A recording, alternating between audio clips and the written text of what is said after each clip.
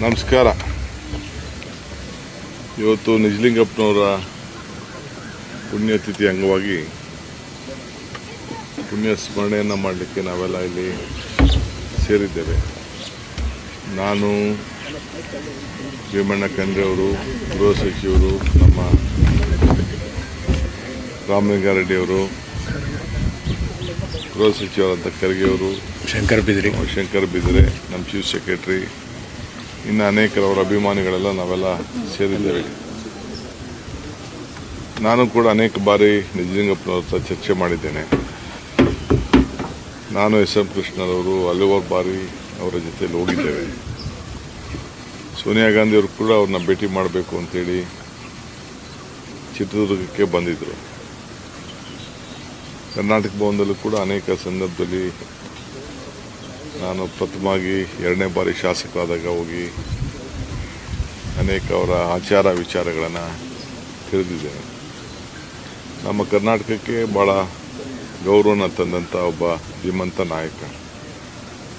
So ಅವರು ಕರ್ನಾಟಕದ ಏಕೀಕರಣಕ್ಕೆ ಭಾಳ ದೊಡ್ಡ ಹೋರಾಟವನ್ನು ಮಾಡಿದಂಥ ನಾಯಕ. ಮಹಾತ್ಮ ಗಾಂಧೀಜಿಯವರ ಚಿಂತನೆಗಳಿಗೆ, ಅವರ ಹೋರಾಟಕ್ಕೆ ಯಾವಾಗಲೂ ಕೂಡ ಬೆನ್ನೆಲುಬಾಗಿ ನಿಂತಂಥವರು. ನಮ್ಮ ಕರ್ನಾಟಕದಿಂದ ಇವತ್ತು ಮಲ್ಲಿಕಾರ್ಜುನ ಖರ್ಗೆರವರು ಕಾಂಗ್ರೆಸ್ ಪಕ್ಷದ ಅಧ್ಯಕ್ಷರಾಗಿದ್ದಾರೆ.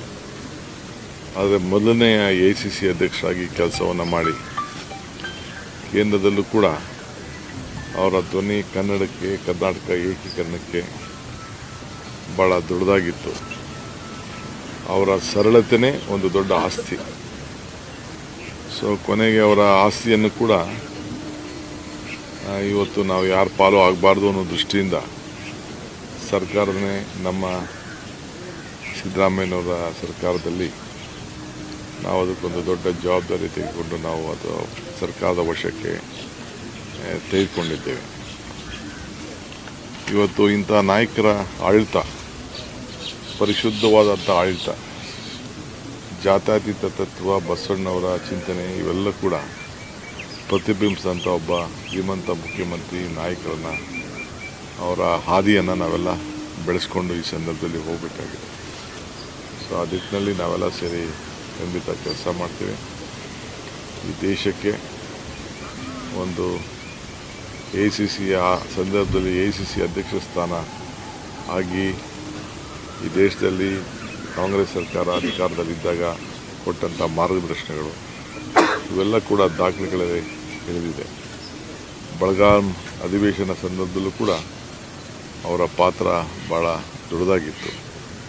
ಗಾಂಧೀಜಿಯವರು ನಡೆದಂಥ ಅಧಿವೇಶನದಲ್ಲಿ ಒಬ್ಬ ಕಾರ್ಯಕರ್ತರಾಗಿ ಈ ದೇಶದ ದೊಡ್ಡ ನಾಯಕರಾಗಿ, ಪಕ್ಷದ ಅಧ್ಯಕ್ಷರಾಗಿ, ರಾಜ್ಯದ ಮುಖ್ಯಮಂತ್ರಿಯಾಗಿ ಅಪಾರ ಅನುಭವವನ್ನು ಉಂಟು ತಂದು, ವಿಶೇಷವಾಗಿ ನೀರಾವರಿಗೆ ಏನು ಭದ್ರಾ ಮತ್ತು ಕೃಷ್ಣಾ ಮೇಲ್ದಂಡೆ ಯೋಜನೆಗೆ ಸಂಬಂಧಪಟ್ಟಂತೆ ಅನೇಕ ಯೋಜನೆಗಳ ತರಲಿಕ್ಕೆ ಭಾಳ ಪ್ರಮುಖವಾದಂಥ ಪಾತ್ರವನ್ನು ವಹಿಸಿದಂಥ ಪ್ರಬುದ್ಧ ನಾಯಕರು. ಅವರೆಲ್ಲ ಕುಟುಂಬದವರು ಕೂಡ ಭಗವಂತ ಒಳ್ಳೇದು ಮಾಡಲಿ. ಅವರ ಮಗಳು, ನಾನು ಓದಂಥ ಕಾಲೇಜಲ್ಲಿ ಅವರು ಚೀಫ್ ಮಿನಿಸ್ಟರ್ ಆಗಿದ್ದು ಕೂಡ ಅಧ್ಯಾಪಕರಾಗಿ ಕೆಲಸ ಮಾಡ್ತಾಯಿದ್ರು, ಟೀಚರ್ ಆಗಿ, ಇಲ್ಲ ಲೆಕ್ಚರ್ ಆಗಿ ಕೆಲಸ ಮಾಡ್ತಾಯಿದ್ರು ಕಾಲೇಜಲ್ಲಿ. ಅವರು ಕೂಡ ಭಾಳ ಸರಳತೆಯಿಂದ ಜೀವನವನ್ನು ನಡೆಸಿದ್ದು. ನಾನು ಯಾವತ್ತೂ ಕೂಡ ನಾವು ಚೀಫ್ ಮಿನಿಸ್ಟರ್ ಮಗಳು ಅಂತ ಹೇಳ್ಕೊಳ್ತಿರಲಿಲ್ಲ. ಸೊ ಆ ರೀತಿ ಅವರ ಮಗಳು ಕೂಡ ನಮ್ಮ ಹೈದರಾಬಾದ್ ಕರ್ನಾಟಕ ಎಜುಕೇಷನ್ ಸೊಸೈಟಿಲಿ ನಾನು PUC ಓದುವಾಗ ಅವರ ಚಿಂತನೆ ಎಲ್ಲ ಕೂಡ ಗಮನಿಸಿದ್ದೇನೆ. ಸೊ ಭಗವಂತ ಅವ್ರಿಗೆ, ಎಲ್ಲ ಅನುಯಾಯಿಗಳಿಗೆ, ನಮ್ಮಂಥವ್ರಿಗೆಲ್ಲ ಅವರ ಮಾರ್ಗದರ್ಶನ ಯಾವಾಗಲೂ ಕೂಡ ಸದಾ ಇಲ್ಲಿ ಅಂತೇಳಿ ಭಾವಿಸಿ ನಾಲ್ಕು ಮಾತನ್ನು ಹೇಳಲಿಕ್ಕೆ ಬಯಸ್ತೇನೆ. Sir, Kiren Rijiju has targeted the state government saying that while Rahul Gandhi is questioning about women reservation bill, there are no women ministers in Karnataka. You see, we are the one who piloted, we are the one who passed. The Congress party believes in it. Definitely there will be a woman. We will give more strength for women. You know how many seats we gave in the parliament? I think you remember. So in Karnataka, definitely we are sorting out that issue. Riju may not worry about the Congress party. Let him settle himself to the whatever is party and the NDA is there. Sir ಡೆಲ್ಲಿಗೆ ಏನಾರು ಹೋಗ್ತಾ ಇದ್ದೀರಾ sir?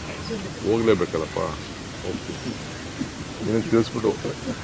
Sir ಕೆಲವು ನಿಮ್ಮ ಹತ್ರನೂ appointment ತೊಗೊಂಡು sir ಕೆಲವರು ತ್ಯಾಗ ಮಾಡಬೇಕು ಅನ್ನೋಂಥ ಚರ್ಚೆಗಳ ನಡೀತಾ ಇದೆ ಸರ್. ಈಗಿರುವಂಥ ಅಸಮಾಧಾನವನ್ನು ಶಮನ ಮಾಡಿ ಆ ಥರದ್ದೊಂದು ಪ್ರಯತ್ನ ಆಗ್ತಾ ಇದೆಯಾ ಸರ್? ಮಾತಾಡೋಣ, ಹೇಳಿರಿ, ಕಾಫಿಲಿ ಕುಡಿದ್ರೆ.